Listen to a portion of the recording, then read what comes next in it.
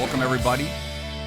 June 2025, episode 57. Thank you for traveling with me on the journey as we fine-tune our podcasting. Today's episode is this title: When Work Becomes the Enemy of Vision. Today we're talking about something that hits close to home for me and for anyone chasing big dreams, especially those of us that are balancing calling, business, and ministry. I want to talk to you about this for a moment: work becoming the enemy of your vision. I've been there. We are there. We're working here on a new property, thinking about populating a fourth service on Sunday, logistics, volunteers, scheduling. It becomes a math and a science project. And with all the volunteers that need to take place, it sounds like a lot of work. But what we got to make sure here, I want to talk to you for a few minutes about bringing clarity to your vision. That maybe that flash of inspiration as a leader, you see it, the future is big, the future is bright, the vision is alive, but then reality sets in. You realize how much work it's going to take to get there. And suddenly, your excitement fades, my energy drains, my goal and my vision dims. And watch this. If you're not careful, we start to confuse work required with a sign that the vision wasn't meant to be. Work required, I get distracted, and then maybe the vision isn't to me. Let me just say this up front. Work is the enemy of your vision. Work, let me say it again, that's good stuff. Come on, somebody. Work is the enemy of your vision. Let's talk about it. When vision hits, it really hits you. It feels like a God moment, and I feel unstoppable. You start planning, you start dreaming, you start writing, you start telling people about it, what's coming, and you're ready to build. Vision gives fuel. It gives your life direction. It gives the day's purpose. And vision is needful as a leader, as a pastor. Where there is no vision, we always quote this, right? The people perish, vanish, get disgruntled. But here's what we don't talk about very often. Vision doesn't come with a fast forward button. It comes with a shovel. That's all. Let me explain. Every God-given vision, every big dream is surrounded by trenches and hard work. Strategy meetings, late nights, setbacks, doubts, people problems, money problems, motivation problems. All of those are followed up with the word problems. And that's where the danger creeps in. You start to feel overwhelmed by the workload. You look at the mountain of tasks and you start thinking this is too much. Maybe I missed it. Maybe this wasn't the right vision. Maybe I got a little inspirational and it has nothing to do with God. Let me tell you, the vision didn't change, your perspective changed. Let's default back to the vision, what God showed you, what God's revealing to you, what God's showing these areas in your life that you're supposed to take the movement, the church, the department to the next level. When we're tired, we're overwhelmed, we feel buried in work, vision starts to feel far away, distant, fuzzy. But that's when you need to zoom out. As I like to say, that's when you need to open the aperture and remember why we started in the first place. Here's the lie we often believe. If it's hard work, maybe it wasn't meant to be. Good stuff. Come on, somebody.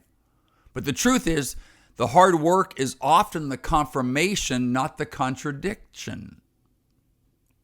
Anything worth building will cost me time, energy, money, patience, perseverance, anything worth building. But here's the difference between people who give up and people who push through. People who keep going have learned to honor the work without losing sight of the vision. It's what I'll call the process. You've got to hold both in tension. You gotta balance these.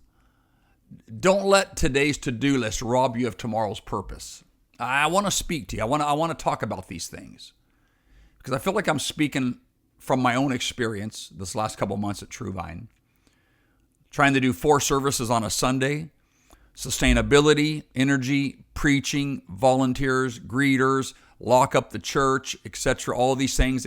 And then when you're working with a staff, as I do, amazing leaders, brilliant minds, we're in a room collaborating, trying to figure out, how are we going to pull this off?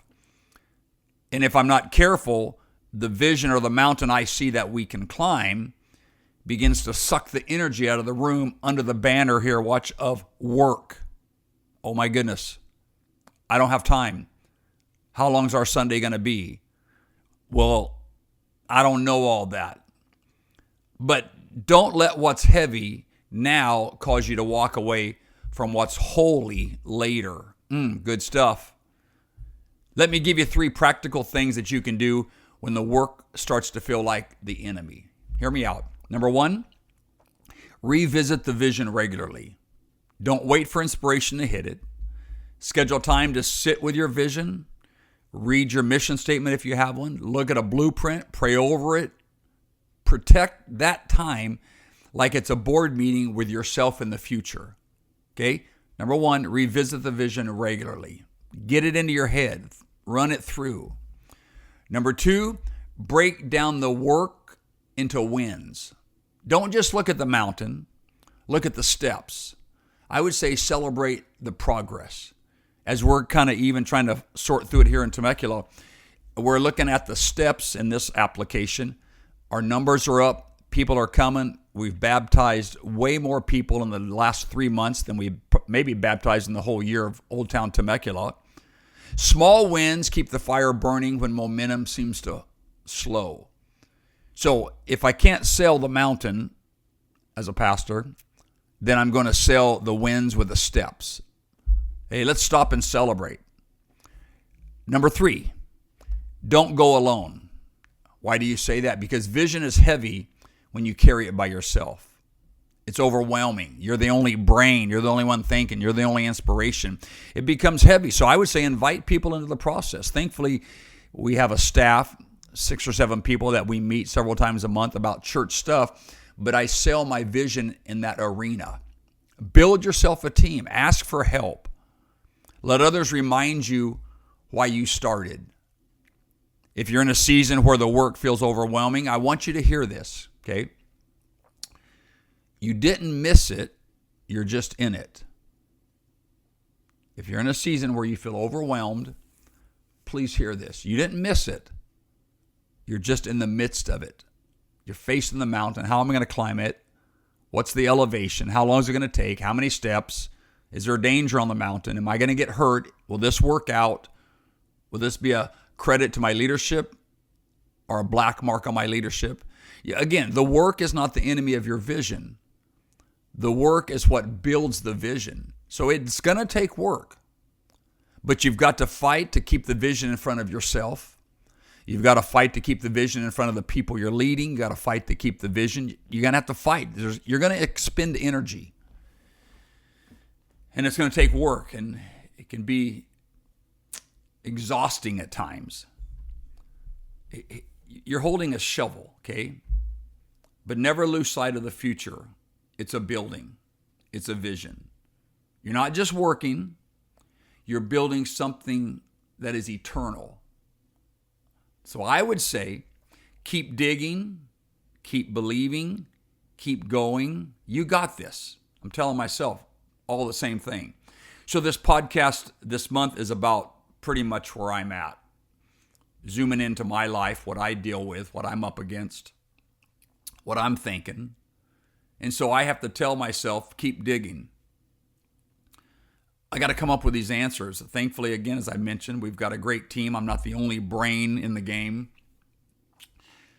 But I got to figure it out. I have the final say so. I understand. I got to get us into the end zone. I got to call the plays in the huddle. I got people, that men and women, amazing, that will run the play, but they're looking for you as a leader. What's the play we're going to run? Not every play scores. Not every play is a first down. Some plays we fumble. Some plays we get sacked. Some plays are interceptions, but I'm going to win. So I would just say to you, leader, I would just say to you, pastor, don't let the mountain of work torpedo the amazing vision that you see in your heart and your spirit. If it's a God-given vision, it shall come to pass, saith God. So let this podcast be an encouragement to you as a leader, those of you that are listening to it. If this podcast today has encouraged you, do me a favor. Share it with someone that you feel that's in the trenches. And don't forget to subscribe, leave a review, and I would say stay in the loop for more leadership, life, and vision-driven content. Until next time, stay focused, stay faithful, and keep chasing your vision.